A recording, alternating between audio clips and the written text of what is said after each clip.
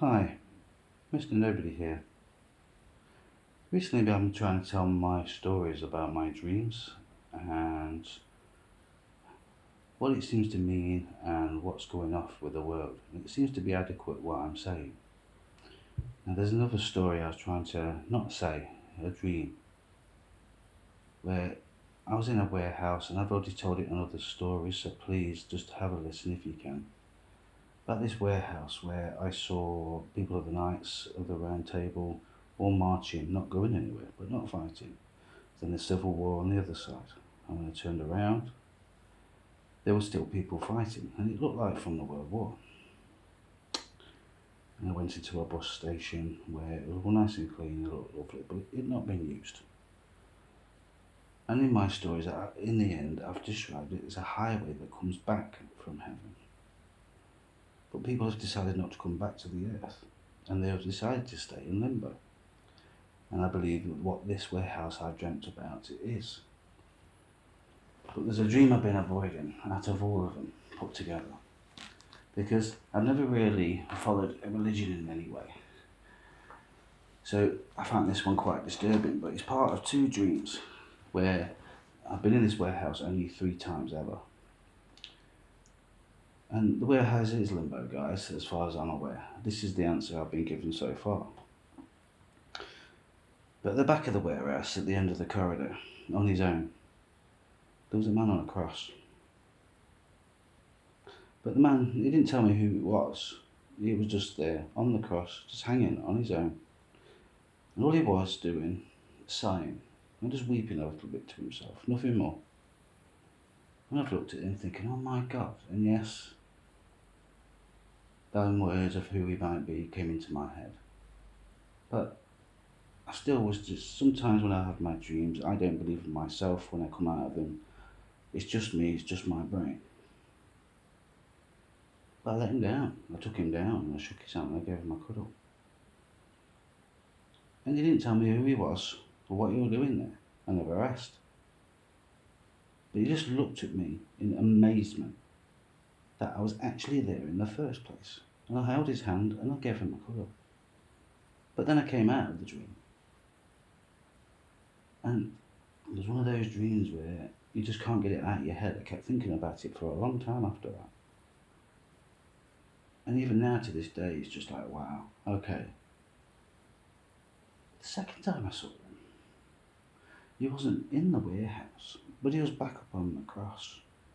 And he was in a place where he was in a big arch and it was all white, as if just like a monument to him where you go and pray. And there was a little gate at the bottom, and I can remember seeing all the candles and flowers all the way around, all of it. But everyone's praying. It didn't look nasty or like that. And you've all got your crosses and you're praying for something. I don't know what it was, but this place was rammed, packed, that you couldn't move. And I'm watching and I could see him and he's screaming at you. Go away, leave me alone. He's pleading, he's not screaming. I just want to go home. I can't hear what you're saying. And none of you could see him, none of you could hear him.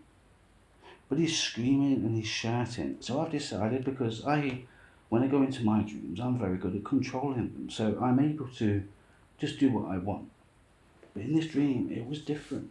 I went to get him back, and as I stepped foot over that threshold after stepping through people, everyone, and I mean everybody, pulled me back as if I wasn't allowed to do that. And he's still screaming and he's shouting at you. He didn't even see me. But you've got me on the floor and you're all starting to be quite violent. Until the guards came up, police guards, whoever they were, to come and get me. But when I looked up, he wasn't on the cross anymore. He was just looking in amazement at me and everybody else and just shaking his head. Just shaking his head. He wasn't angry or anything else, he just shook his head. But as I came out that dream, he pulled me back through the warehouse. But the last thing I remember seeing of everybody was just in the corner, everyone started making that circle. Now, I've spoke about this circle in many a dreams. They didn't sing, they didn't do anything, just in the circle. That's all I've got from that part of that dream. But as I've gone back through the warehouse, and I'm being shown something because normally when I come out of a dream, it's either you've woke up straight away or it's just one of those things like, okay, fair enough. You kind of still got a bit of a memory in your head and you just carry on with your day. But I was pulled back through the warehouse as if I'd only just come out of the corridor. But he wasn't on the wall anymore. He wasn't crying. But he was shaking the hand with everybody that was in the warehouse, be it the knights, be it the people fighting from the Civil War, or whoever. There was all like, hello mate, how you doing? And as I come out of the dream, that's all I saw. That was the last thing I saw. And they're the only dreams I've had about that one person ever.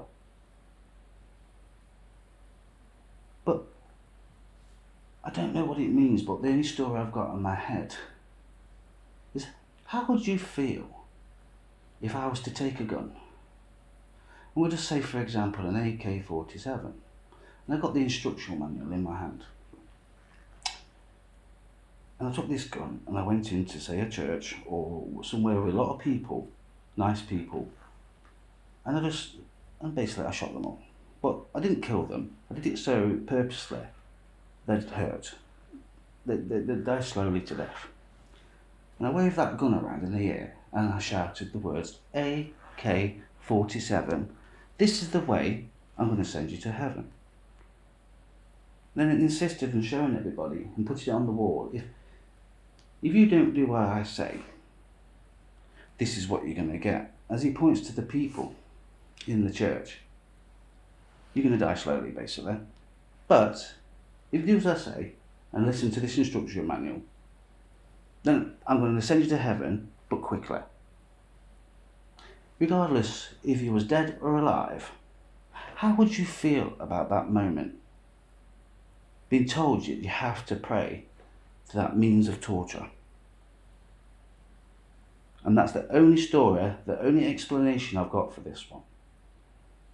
So this is where it comes to the bit what I'm trying to achieve. I've had dreams and things about things I cannot explain. I've had to admit I've got a mental health problem because even I think what I've got in my head's quite nutty. But all I'm trying to achieve is similar to what we did when it come to the coronavirus and we applauded for the NHS people. I kind of got a vibe and energy from people that was quite nice. So if anybody hears this, I want the chance to set people free, maybe in limbo, but certainly within this world.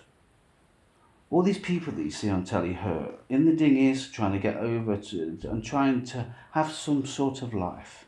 If you all look at their eyes, every single one of them, through history no matter, and look at that man's eyes on the cross also, please, because I feel that bit's quite important.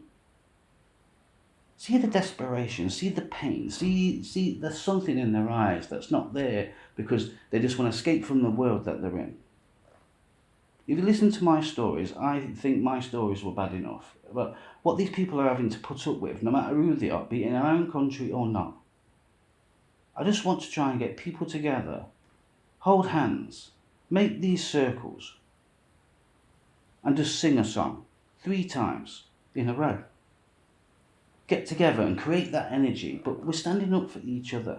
We're standing up for every man, woman and child within the world that you feel should have an equal right to Mother Earth, which the Mother and the Father gave us.